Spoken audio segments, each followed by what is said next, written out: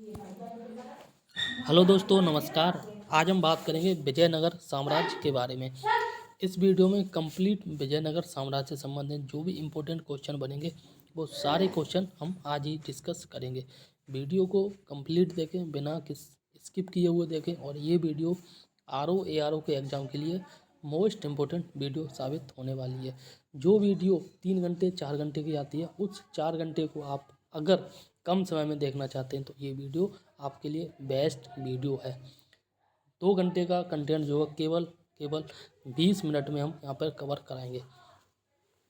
तो यहाँ पे हम बात करेंगे विजयनगर साम्राज्य की, ठीक है ना। तो विजयनगर साम्राज्य के बारे में अगर हम बात करें तो सबसे पहले यहाँ पे एक क्वेश्चन दे रखा है, और दैट इज विजयनगर साम्राज्य की स्थापना जो है कब की गई और किसके द्वारा की गई, ठीक है। 1336 ईस्वी में जो है हरिहर एवं बुक्का ने विजयनगर साम्राज्य की स्थापना की थी।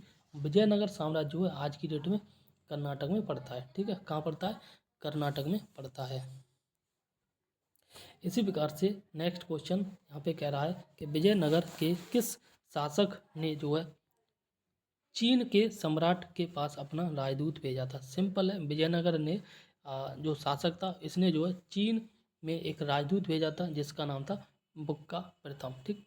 नेक्स्ट क्वेश्चन कह रहा है अभिलेखों में विजयनगर के किस शासक को जो है पूर्वी पश्चिमी एवं दक्षिणी सागरों का स्वामी कहा गया है। ये बुक्का प्रथम को कहा गया है। नेक्स्ट क्वेश्चन कह रहा है कि हरिहर ने विजयनगर बोल हम्पी कर्नाटक में पड़ता है, ठीक, को अपनी द्वितीय राजधानी बनाया था। और वहीं विजयनगर के ध्वंसावशेष में जो है हम्पी में विद्यमान है, ठीक है ना। नेक्स्ट यहाँ पे कह रहा है विजयनगर का पहला शासक कौन था, ठीक।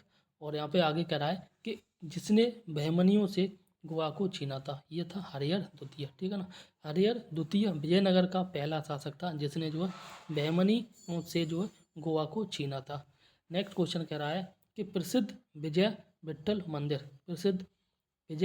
मंदिर कहाँ पर अवस्थित है? हम्पी में। हम्पी कहाँ पे? कर्नाटक में, ठीक।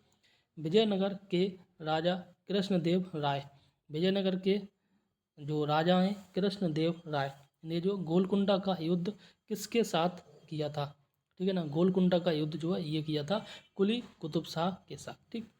यहाँ पे बात की जा रही है वंश, संस्थापक, समय और अंतिम शासक, ठीक। पहले हम वंश और संस्थापक की बात करेंगे, उसके बाद नेक्स्ट की बात करेंगे।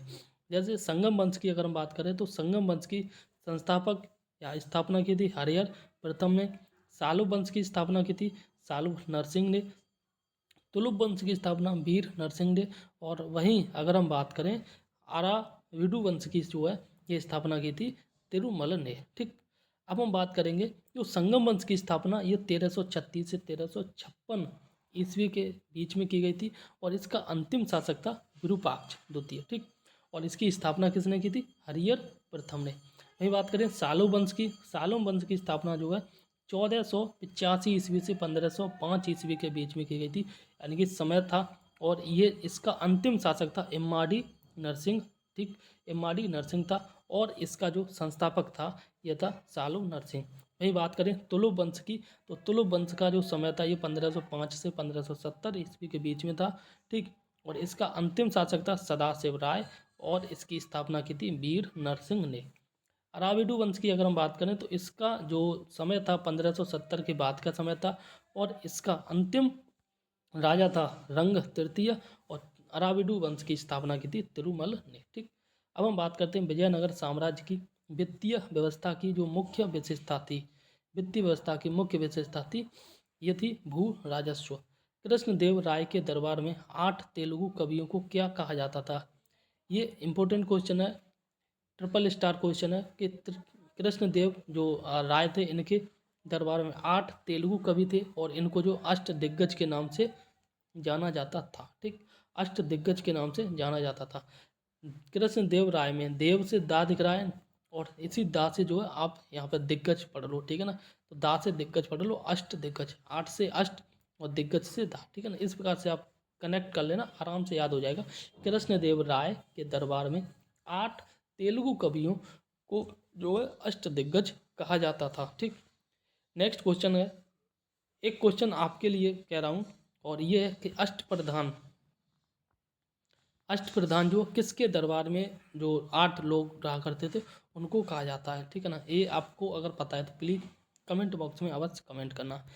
नेक्स्ट क्वेश्चन यहाँ पे कह रहा है, और ये कह रहा है तालीकोटा इसका युद्ध जो है, इस युद्ध को राक्षसी तंगड़ी का युद्ध भी कहते हैं, और ये हुआ था 1565 ईस्वी में। कब हुआ था? 1565 ईस्वी में। अब हम बात करते हैं नेक्स्ट के बारे में। यहाँ पे कह रहा है विजयनगर साम्राज्य में राजवंश, विजयनगर साम्राज्य के राजवंश जैसे यात्री, देश, शासक और विवरण, ठीक है ना। अगर हम बात करें निकोलो कांटी की, तो निकोलो कांटी जो इटली का था, ठीक है ना। ये जो है देवराय प्रथम इसका शासक था, और विवरण इसने जो है विवरण है इसका विजयनगर शहर का वर्णन इसने किया। किसने किया? निकोलो कांटी ने।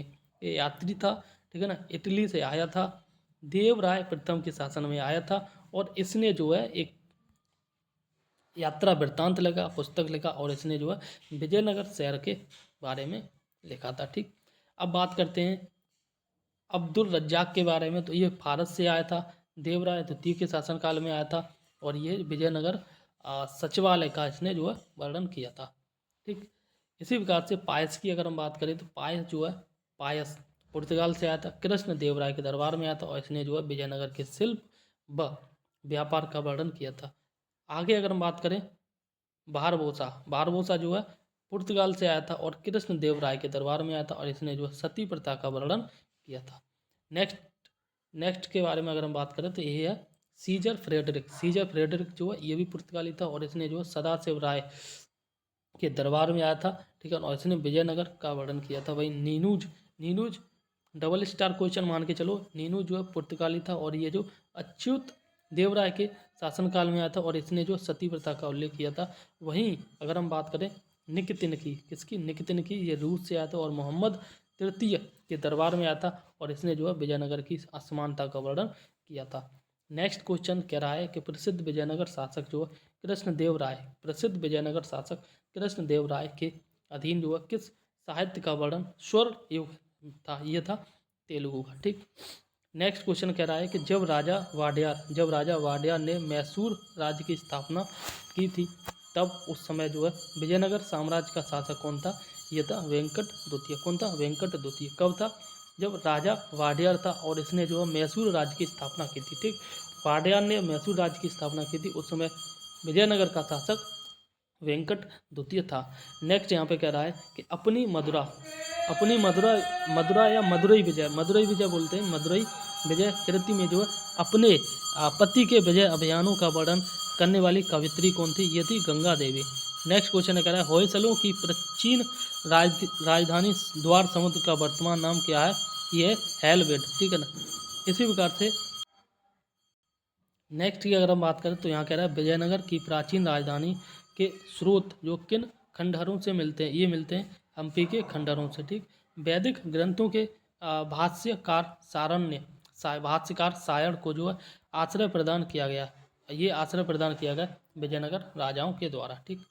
अब हम यहाँ पे देख लेते हैं, देखो संस्थापक हैं, ठीक है ना, जैसे एक मिनट, राजा हैं और उनके संस्थापक हैं, ठीक है ना। और इनकी स्थापना कब की गई? राजवंश, राजधानी, ये सारा कुछ एक टेबल में दे रखा है, और विलय, ठीक है ना। तो पहले हम देखते हैं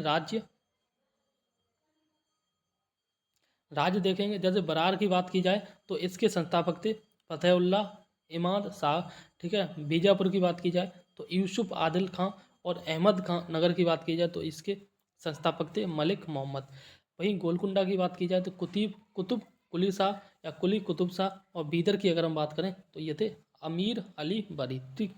इनकी जो स्थापना की गई थी, ये की गई थी, बरार की स्थापना की थी 1484 ईस्वी में, और बीजापुर की स्थापना की थी 1489 या 1489 में, और अहमदनगर की स्थापना की गई थी 1490 में, और गोलकुंडा की स्थापना की गई थी 1512 में। और वहीं अगर हम बीदर की बात करें तो बीदर की स्थापना की गई थी 1526 ईस्वी में, ठीक है ना। और इससे संबंधित राजवंश, जैसे बरार से जो राज था, इसका राजवंश था, इसका नाम था इमाद शाही राजवंश, ठीक है।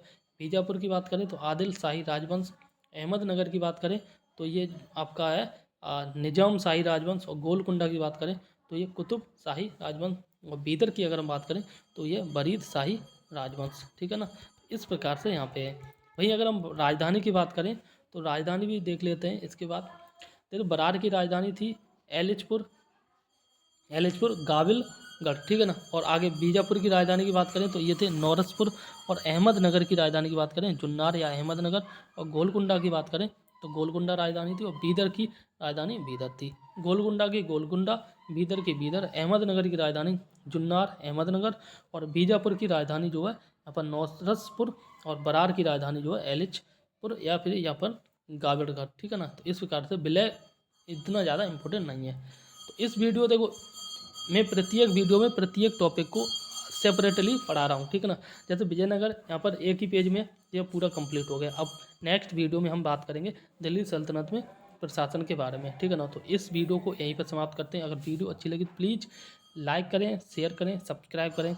और अगर आपको 1% भी फ़ायदा मिलता है तो प्लीज़ चैनल को ज़रूर सब्सक्राइब कर लेना। और हाँ, अगर आप कम समय में जो है आप कम समय में ज़्यादा से ज़्यादा रिवीजन करना चाहते हो तो प्लीज़ इस वीडियो को ज़रूर सब्सक्राइब कर लेना। यहाँ पर 1 घंटे का कंटेंट, विश्वास मानिए 1 घंटे का कंटेंट मात्र 10 से 15 मिनट में कवर कराया जा रहा है, ठीक। तो इसके साथ आपको क्या करना है, देखो मैं एक बार दोबारा, मैं जनरली हर वीडियो में बता रहा हूँ कि लास्ट टाइम में आपको क्या करना है। आरओ के लिए कुछ भी नहीं करना है। इस वीडियो को देख लो, सिंपल है, इस वीडियो को देख लो और इसके साथ जो है मॉक लगाओ। इसके बाद आपको कुछ भी करने की ज़रूरत नहीं है। मॉक लगाओ, जितने मॉक में क्वेश्चन गलत हो रहे हैं और बहुत सारे क्वेश्चन जो है आप खुद से ट्राई करो कि अगर वे क्वेश्चन दोबारा बैठते हैं तो वो दोबारा गलत ना हो। बस इतना कर लो, इतने से आपका काम हो जाएगा। तो तब तक के लिए नमस्कार, जय हिंद। मिलते हैं नेक्स्ट वीडियो में दिल्ली सल्तनत में प्रशासन के बारे में, ठीक। इसको हम नेक्स्ट वीडियो में कवर कराएंगे।